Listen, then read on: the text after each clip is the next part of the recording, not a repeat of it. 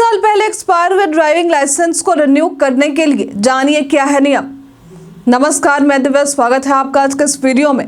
भारत में गाड़ी चलाने के लिए मोटर वाहन अधिनियम के तहत कई नियम बनाए गए हैं, जिनका पालन सभी वाहन चालकों को करना जरूरी है। इन नियमों का उल्लंघन करने पर ट्रैफिक पुलिस द्वारा चालान किया जाता है। अगर आप गाड़ी चलाते हैं तो आपके पास ड्राइविंग लाइसेंस होना जरूरी है। भारत में बिना ड्राइविंग लाइसेंस के कोई भी व्यक्ति वाहन नहीं चला सकता है, और यदि कोई बिना लाइसेंस के गाड़ी चलाता है तो उस पर जुर्माना लगाया जा सकता है। अगर आप ड्राइविंग लाइसेंस बनवाते हैं तो ड्राइविंग लाइसेंस भारत में आरटीओ यानी क्षेत्रीय परिवहन कार्यालय द्वारा जारी किया जाता है। ये लाइसेंस एक निश्चित समय के लिए वैध होता है और उस अवधि के बाद उसे रिन्यू करना पड़ता है।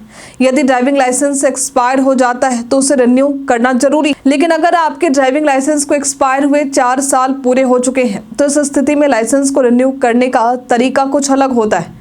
आइए जानते हैं, अगर आपका लाइसेंस 4 साल पहले ही एक्सपायर हो गया है तो आप इसे कैसे रिन्यू करवा सकते हैं।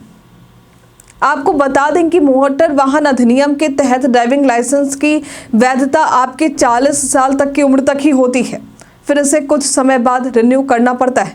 आमतौर पर यदि आपका लाइसेंस एक्सपायर हो गया है तो वो 1 महीने तक वैध रहता है। इस दौरान आप अपना लाइसेंस रिन्यू कर सकते हैं।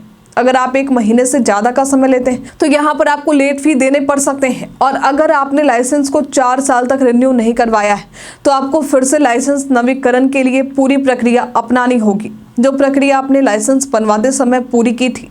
यदि आपके ड्राइविंग लाइसेंस की वैधता 4 साल पहले समाप्त हो चुकी है तो आपको लाइसेंस रिन्यू करने के लिए सबसे पहले परिवहन विभाग की आधिकारिक वेबसाइट सारथी.परिवहन.gov.in पर जाना होगा। यहाँ पर आपको अपने राज्य को चुनना होगा।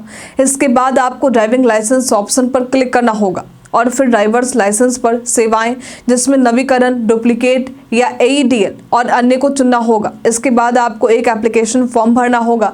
इस फॉर्म में आपको अपने व्यक्तिगत विवरण, लाइसेंस नंबर और अन्य संबंधित जानकारी भरनी होगी।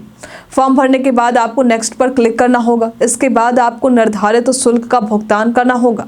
फीस का भुगतान करने के बाद आपको एक एक्नॉलेजमेंट स्लिप प्राप्त होगी, जिसे आपको आरटीओ दफ्तर में ले जाना होगा। क्योंकि आपका लाइसेंस 4 साल पहले ही एक्सपायर हो चुका है तो अब आपको लर्निंग लाइसेंस के लिए आवेदन करना होगा।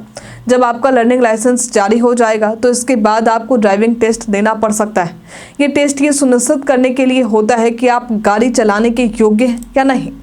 टेस्ट पास करने के बाद ही आपको नया ड्राइविंग लाइसेंस जारी किया जाएगा।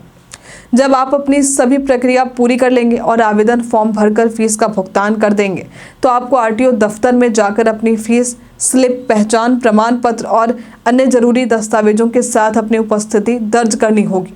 यहाँ पर आपको ड्राइविंग टेस्ट भी देना पड़ सकता है। टेस्ट पास करने के बाद ही आपका ड्राइविंग लाइसेंस जारी किया जाएगा।